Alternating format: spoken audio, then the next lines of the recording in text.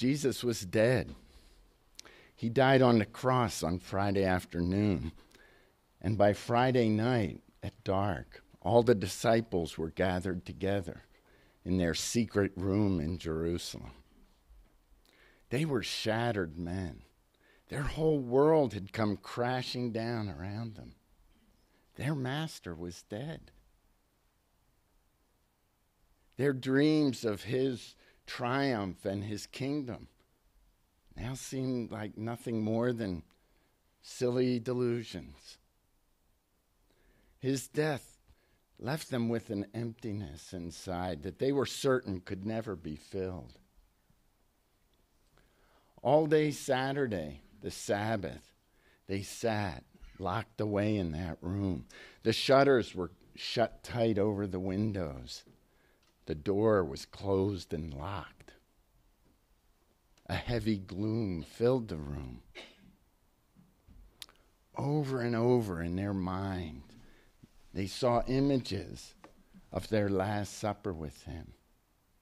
His eyes and his face and his words touched with a sadness that they couldn't feel before, but now they could see. And then he had washed their feet. He had washed their feet like a servant. And after it was all over, they left that room and walked through the dark and deserted streets of Jerusalem, out the city gate and down to the Garden of Gethsemane. And that's where the soldiers came and took Jesus away, and the disciples ran. They ran away and left him alone to be dragged off by the soldiers.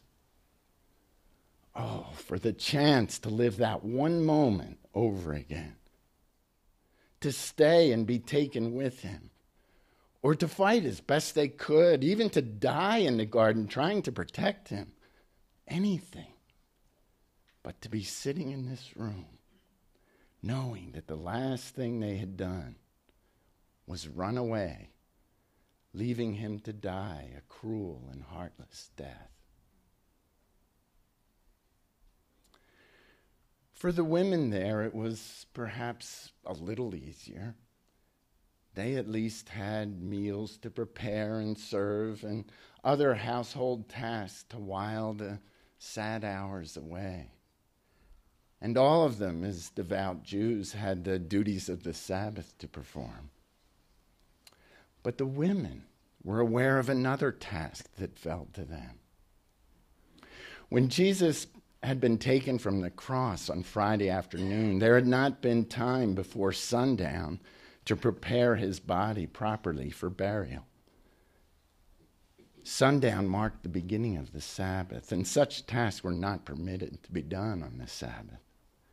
So during the day on Saturday, they made plans to go back to the tomb at first light on Sunday morning. And so it was that a small group of women tiptoed out of that house early on Sunday morning and crept out into the streets of Jerusalem wrapped in their shawls.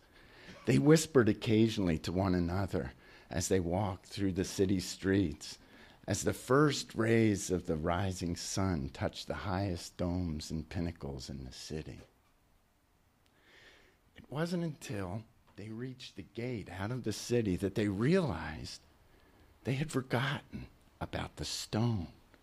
There was a huge stone that it took several Roman soldiers to roll in front of the tomb, sealing it. How are they going to roll it away?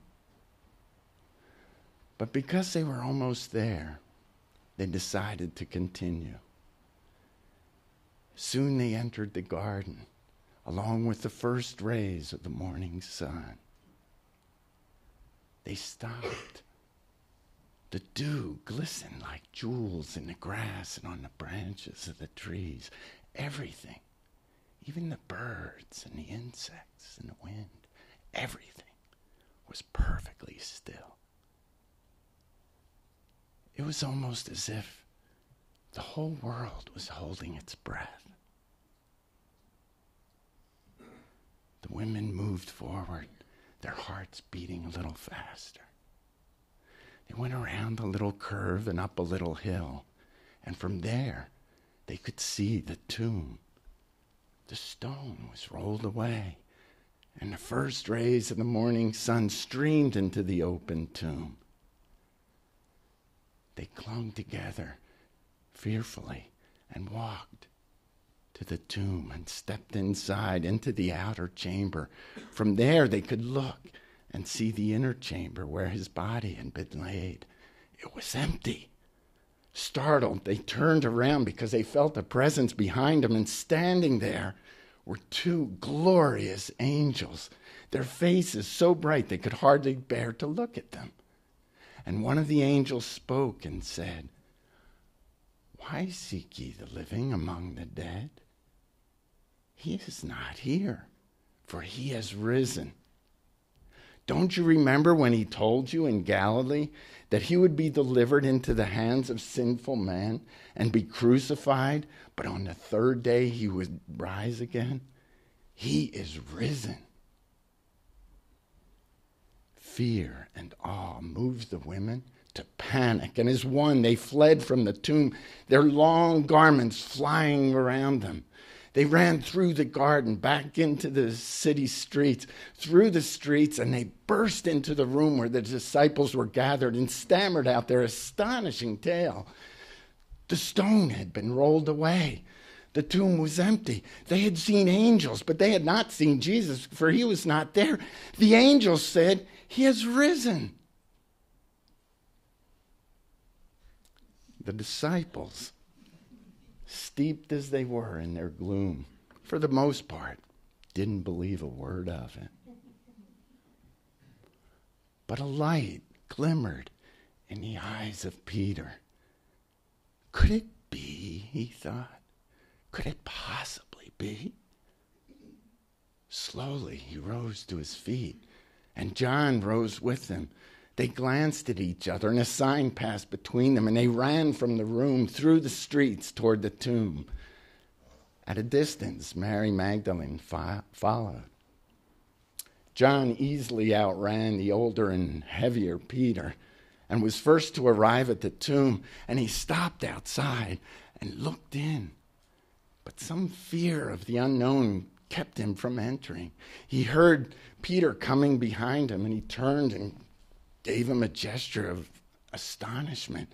Peter knew no such fear. He ran right into the tomb, into the inner chamber, and there he saw that the slab where Jesus had been laid was empty, and his burial linens were folded neatly and placed there.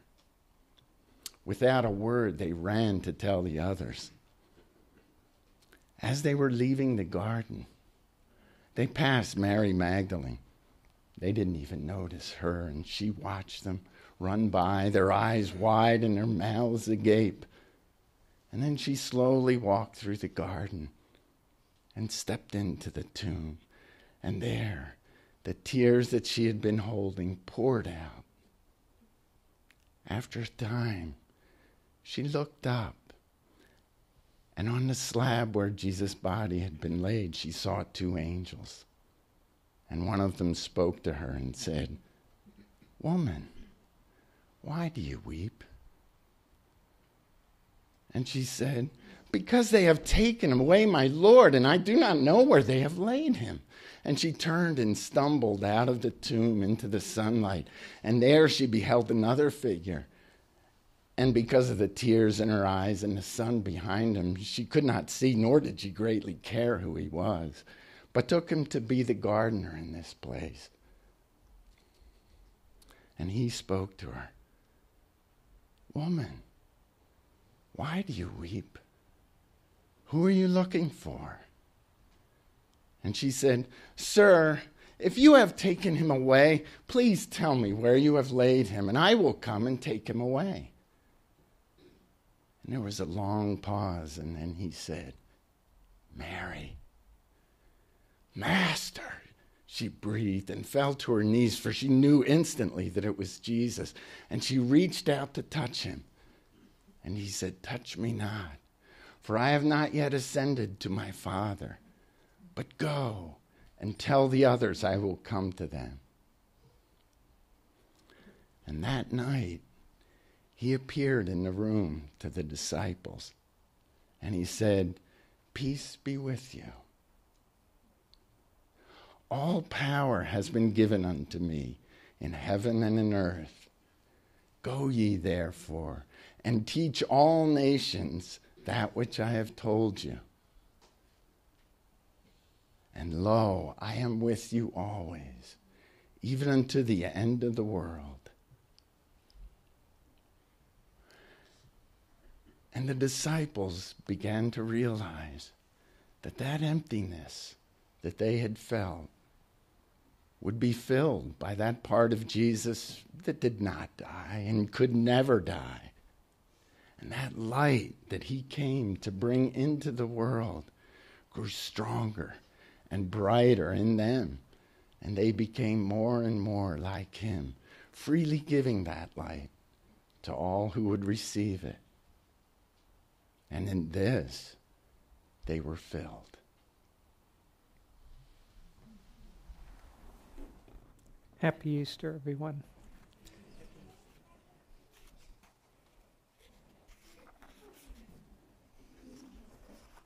I'll read from Rays of the One Light, which are parallel passages from the Bible and the Bhagavad Gita. Truth is one and eternal. Realize oneness with it in your deathless self within. The following commentary is based on the teachings of Paramahansa Yogananda. In the Gospel of St. John, chapter 20, we read the inspiring account of Jesus' resurrection. "The first day of the week cometh Mary Magdalene early, when it was yet dark, unto the sepulchre, and seeth the stone taken away from the sepulchre. Then she runneth, and cometh to Simon Peter, and to the other disciple whom Jesus loved, and saith unto them, They have taken away the Lord. Then the same day at evening, being the first day of the week, when the doors were shut where the disciples were assembled, for fear of the Jews, came Jesus, and stood in their midst, and saith unto them, Peace be unto you." The resurrection of Jesus, doubted by many, but affirmed by those who were close to him, was a miraculous event, though not one unique in history.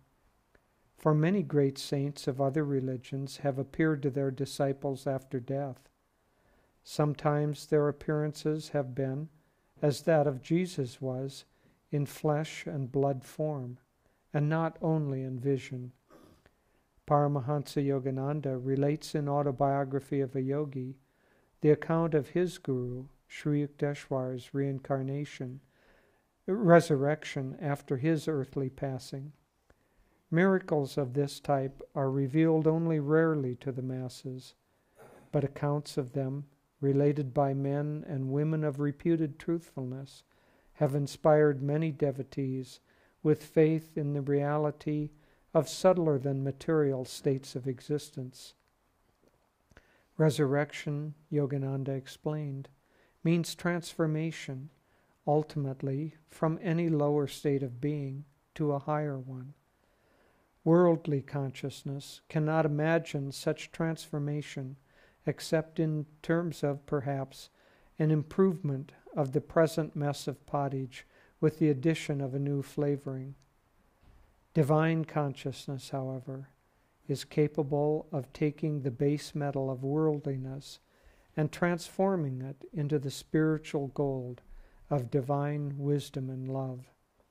In keeping with this truth, the Bhagavad Gita in the 9th chapter tells us, "Ah, ye who into this ill world are come, fleeting and false, set your faith fast on me, fix heart and thought on me, adore me, bring offerings to me, make me protestations, make me your supremest joy, and undivided unto my rest your spirits shall be guided." Thus through Holy Scripture God has spoken to mankind. Oh.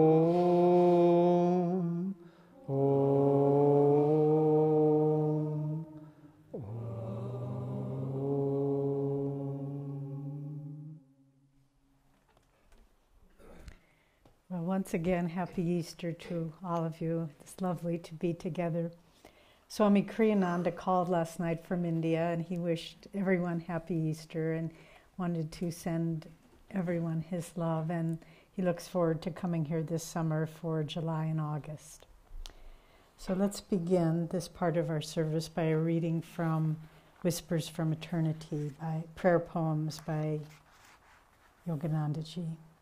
This one is entitled, I want to pour the scent of gratefulness at thy feet. The doomsday clouds of inevitably tragic events thundered and poured down sheets of suffering on my life. My courage almost drowned in fear as a million difficulties rose up to destroy me. Only by clinging fast to thee did I survive.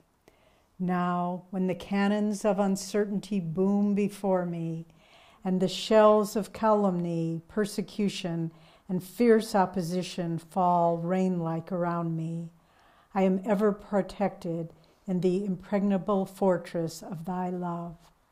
I am so grateful to thee. When the light of good fortune dawns again, as it must always, following every hard night of struggles, it is easy to smile welcomingly at the pleasing sunrise of thy grace. During dark nights of misfortune, however, I find it even sweeter now to offer thee the flowers of my appreciation for being there always protecting me.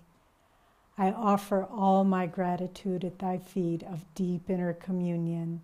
Receive me, my eternal beloved, in sacred silence.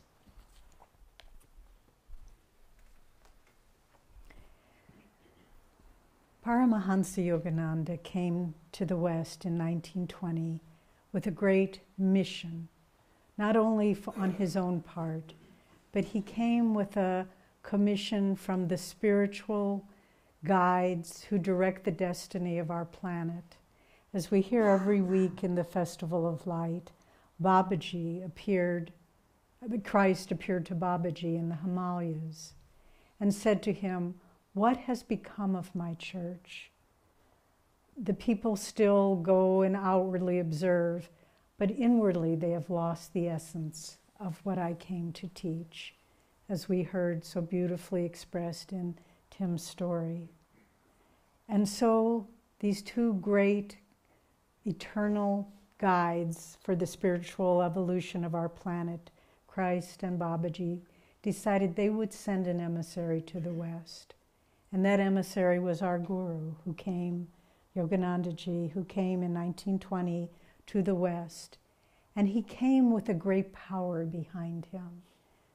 He was asked once, is this a new religion? He said, no, it's not a new religion. This is a new dispensation, a new giving forth of not only teachings, but of grace, of the grace to transform our lives. And this is why they came. Yoganandaji brought in this dispensation the power of regeneration that had been lost both through Kriya Yoga, through understanding of the commonality of all religions, and of the understanding that in our essential nature we are one with God, and that we can, through our efforts and through the grace of God, reclaim that self-identity. But this process of regeneration, rebirth, which is the essence of the core of what Easter is about, this is a theme that runs throughout history, throughout all the great religions. The word is very common, starting even historically, the word Renaissance, the French word meaning rebirth. And what was that? The Renaissance was the time when, after the closing down of understanding of the Dark Ages, it was though a window opened, and people, the artists of that time, they were the emissaries of higher consciousness, because religion was encrusted with form and ritual. And so these artists came, and what did they give us?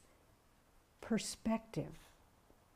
They gave us perspective that things were not two-dimensional as they had been portrayed through the Middle Ages, but they were three-dimensional. There was depth and there was distance, and you could go into something and enter into a world that it wasn't just these flat images of the saints that were impenetrable, but that you could walk into the realms of higher consciousness.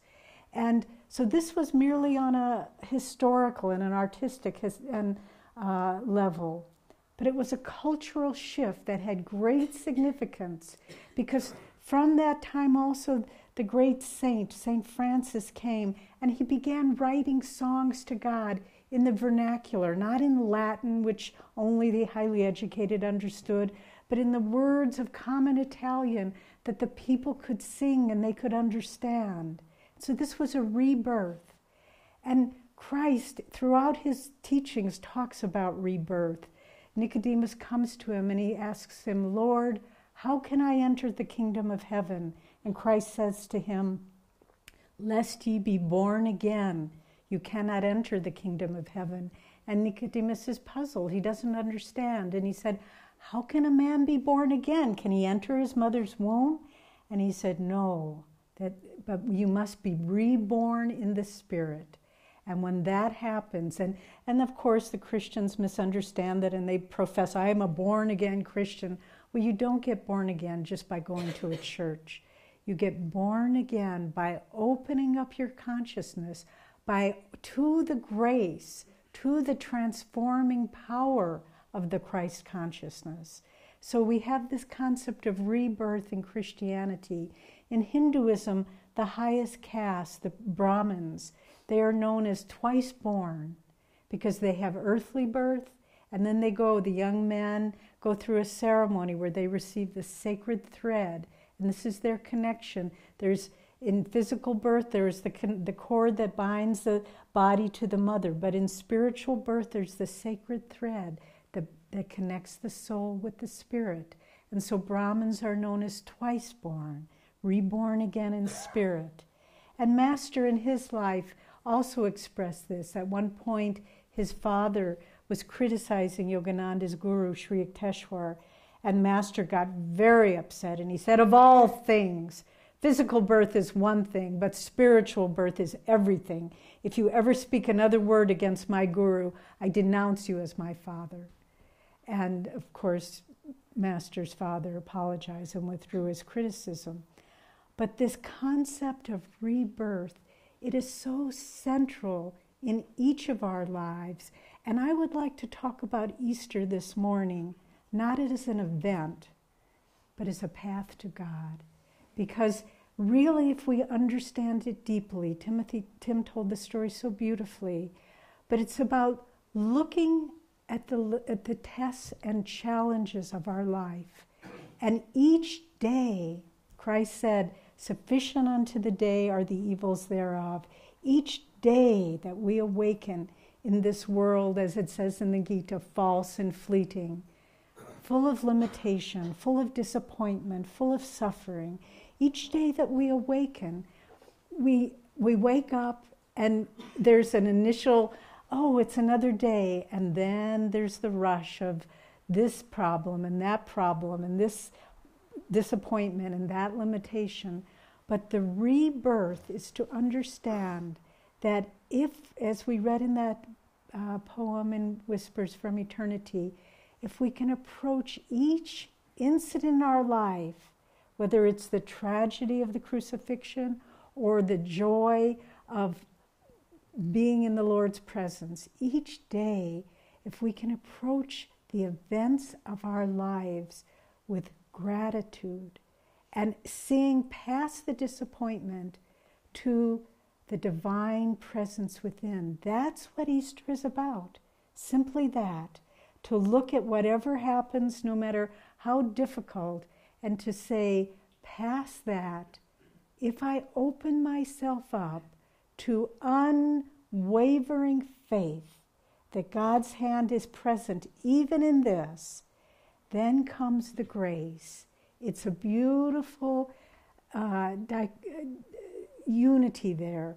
The faith that God's presence is there in all things draws the grace. draws the grace to see it even more clearly, draws the grace for inner freedom and inner understanding. And when we, each of us, have our cross to bear, Christ said, "He who does not take up his cross and follows me is not worthy of me." And so if we're on the spiritual path, we can't expect it to be easy. Why should it be easy? We wouldn't want it to be easy. Because in easiness and dancing down primrose paths of delight, there's no growth. But if one of my favorite stories is the story of Anne Frank, of talking about overcoming challenges. Here was a little girl, a little Jewish girl in Holland, watching everyone around her being cruelly taken away to their death and torture and mistreatment and abuse in concentration camps. And she and her family had the ability for some years to be hidden by a Dutch family until they were discovered and all taken away to concentration camps where they all died. But that's not the end of the story any more than Christ's crucifixion was the end of the story.